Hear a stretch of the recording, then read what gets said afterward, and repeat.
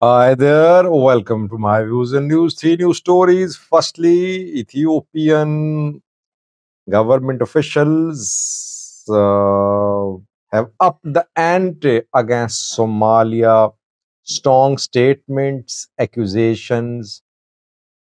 This is what Somalia was doing months ago when Ethiopia signed MOU with Somaliland. Back then, Ethiopia showed restraint. Now, this is Ethiopian turn. Why is that Ethiopia suddenly turning so critical? Taske Selassie gave a press briefing yesterday and he accused Somalia of past invasion of Ethiopia. Secondly, I reported this morning that last night rather, on Friday evening, to be precise, there was a protest in Macho Town outside a hotel where TPLF Debrecen wing Central Committee members were staying. One Central Committee member published a social media post. What happened? Was there any protest? Because some viewers said, Sajid, nothing happened. You just make up stories. One said, Sajid, where did you get this information from? Now, confirmation from the man who was there, Central Committee member. Thirdly, I told you this week that a bus had been kidnapped on Oromia Amhara border. More details for you about that incident.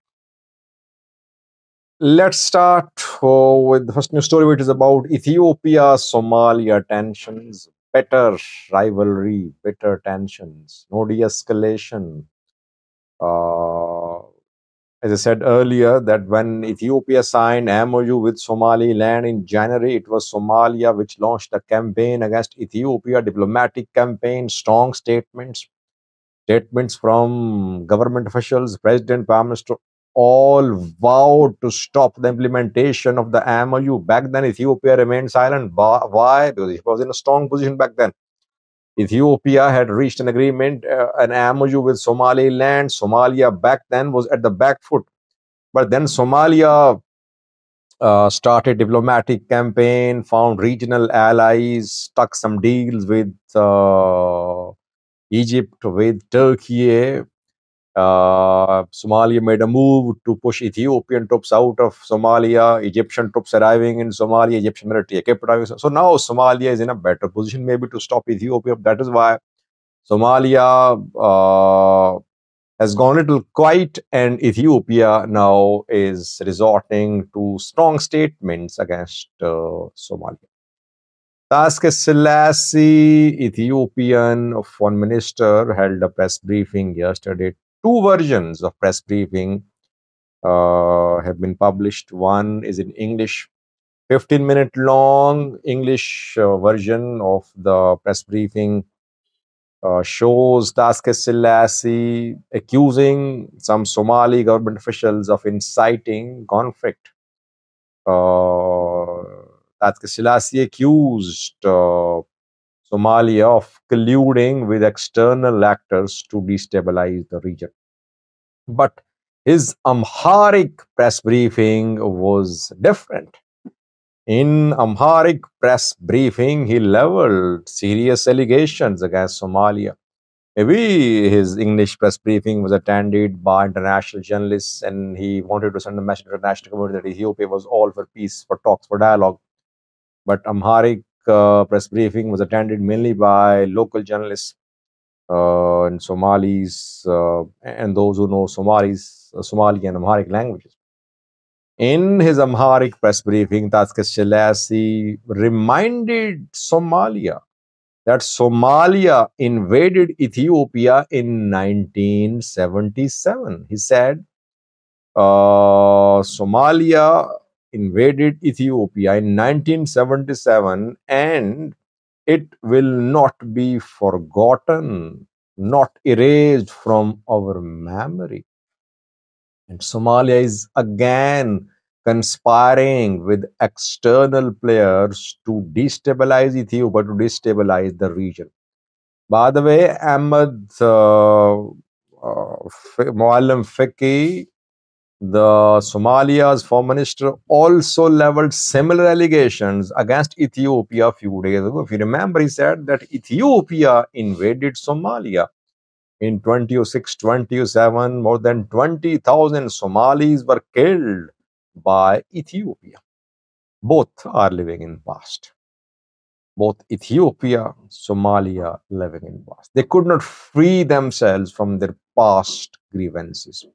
You can never lay the foundation of a bright future if you live in the past. Past is just to learn.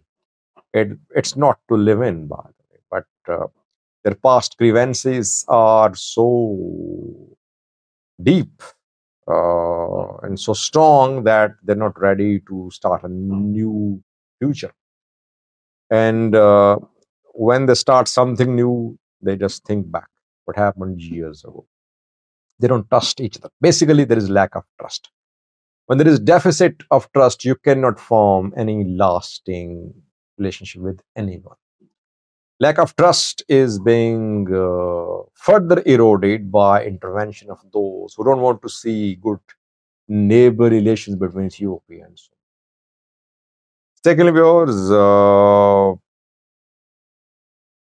TPLF Debrecen wing Central Committee members were in Macho Town on Friday, and a protest was held outside the hotel where the CC members were staying. I did a video on that this morning. One of the CC members confirmed my report. His name is Zenabao Gibremaden.